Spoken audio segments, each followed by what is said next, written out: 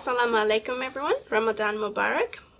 You're watching Wave TV and I'm your host Arzeou Noori. As we all know, the world is facing one of the worst times in history. But with that being said, hope is a sign of life and is in all our prayers. We all hope that we will be over this river very soon. We are lucky to be in Australia, where the crisis has been managed by the government and authorities. However, there are many unprofited organizations, associations, and volunteers actively supporting communities from the ground level up, managing with a safe and peaceful system in this difficult time. I'd like to introduce our honourable guest today, who has been doing community services for the last 10 years. She is actively involved where there are services needed. She especially focuses on women empowerment, the founding director of Women Empowerment and Leadership in Australia. I am pleased to welcome Mrs. Rita Anwari for being with us today in the studio.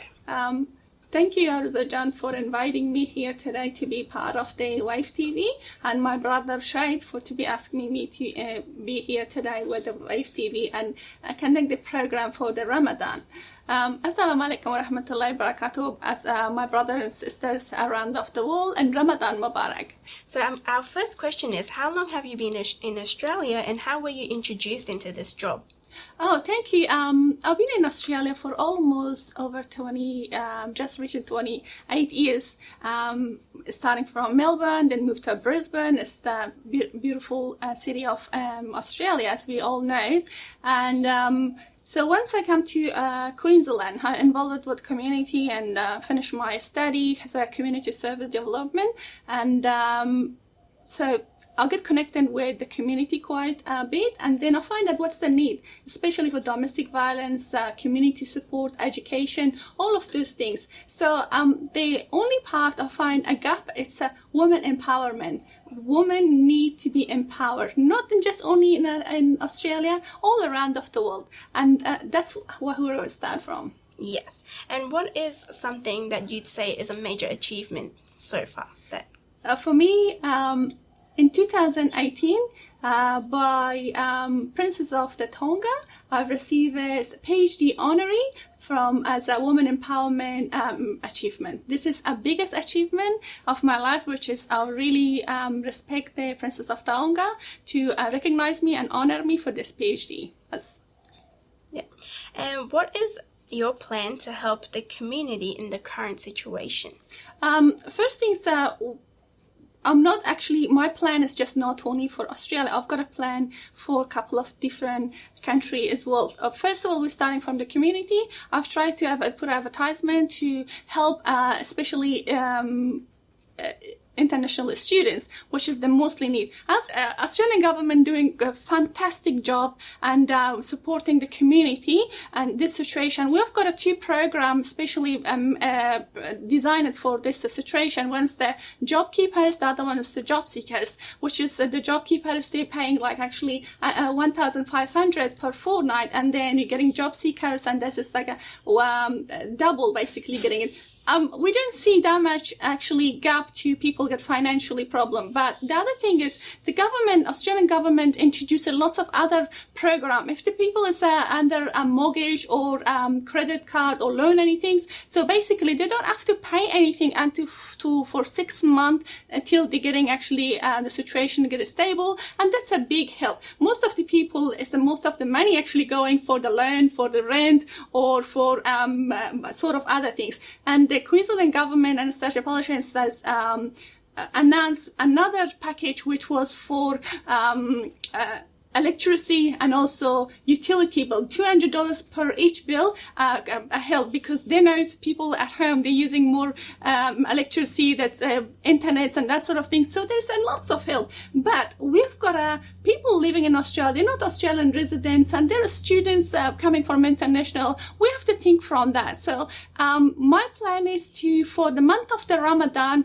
at least few times I can feed the students through to mosque. So buy product from my own packet, from my own personal financial support, then I take to the mosque and ask one of my good brother, Hassan Baba, and he will cook it for us, and then he will actually put packaging and putting on the driveway delivery, and everybody coming and pick it up. And also I've got another program for our brothers and sisters, older age, if they don't have a neighbor or family friends, and I've put it on Facebook, I've put it on all the of the media to contact us. We can purchase their needs, and then we can drive it back, because we know in these days for older age, for a citizen, residents, it's hard to go for shopping, as a coronavirus is very sensitive for them. So that's my another plan, and I'm more than happy if anybody want to volunteer, start working with us. We're here to help our community. Oh, that sounds amazing. So our next question is, are you and your team providing any support this Ramadan?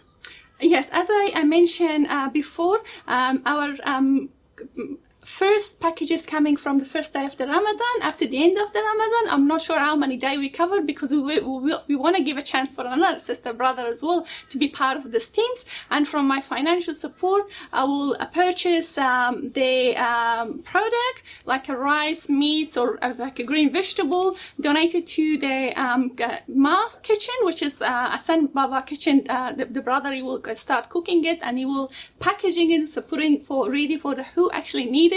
And please, if anybody's needed, and go to check his website, Hassan Baba Kitchen, and he's the one is helping us. He's a good brother with us. Yes, okay. That's for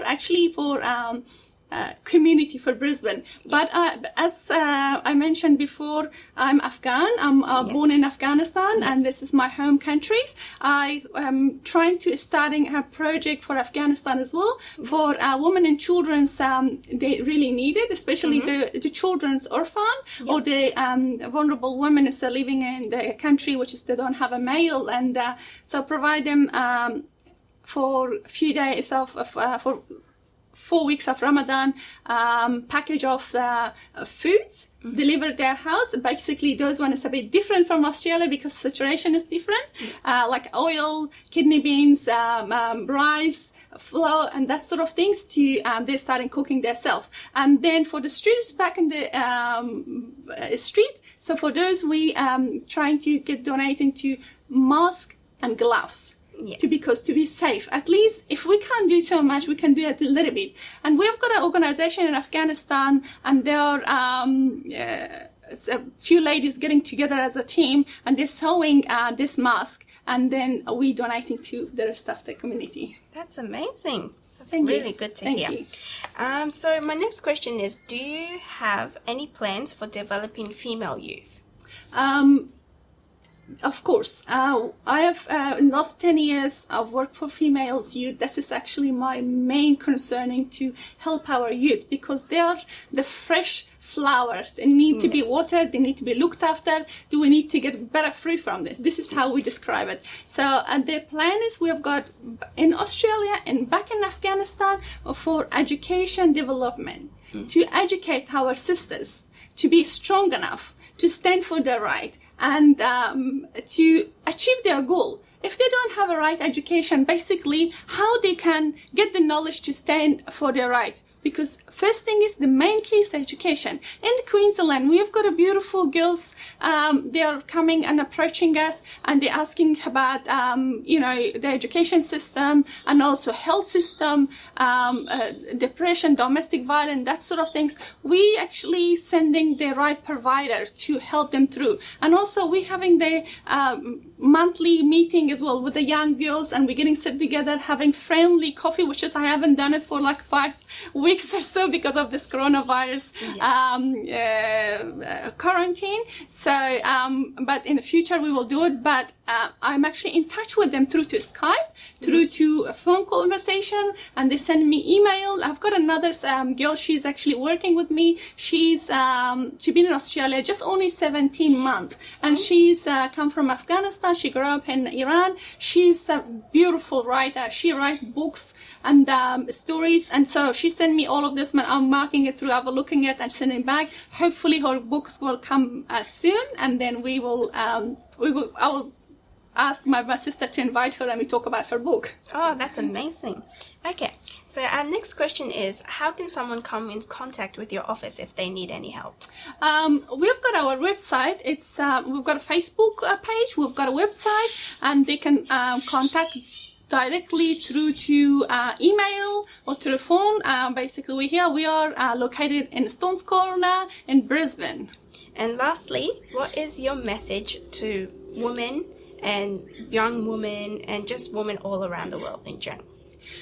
First message is for the woman, don't feel alone. There is a strong sisters here to stand by you. And don't feel alone. You're never alone. We are here. Not just only me. We've got other sisters as a community. Please find someone around of you and to trust them and start working with them and start a conversation to take what you have got and trying to learn. Don't feel alone. You're never alone. We are here to support you. And the second thing is that right now we're in very vulnerable time of coronavirus. Please stay at home. If you go out, please respect this code of the 1.5 meters away from each other's and mask and like whatever is actually on your state is saying about the codes to be respected. Please follow that.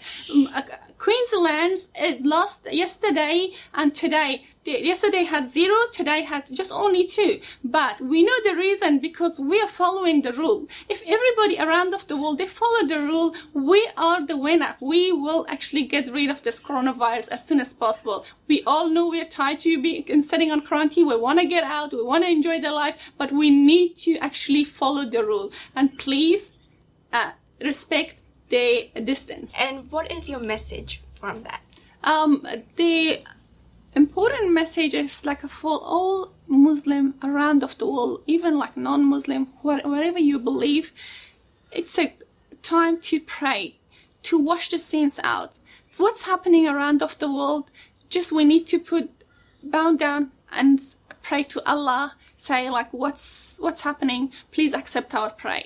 We need to, brothers and sisters, it's a holy month of Ramadan, please respect the elders and also who's actually needed. You need, if you're doing fasting, please pay your sadaqah to people who really need it, especially the countries, the third world country, Afghanistan, Pakistan, India, Iran, or Palestine, Somalians, all of those countries, the people is dying without of food. Your sadaqah will go through to them. And so please, this is the month of the holy Ramadan.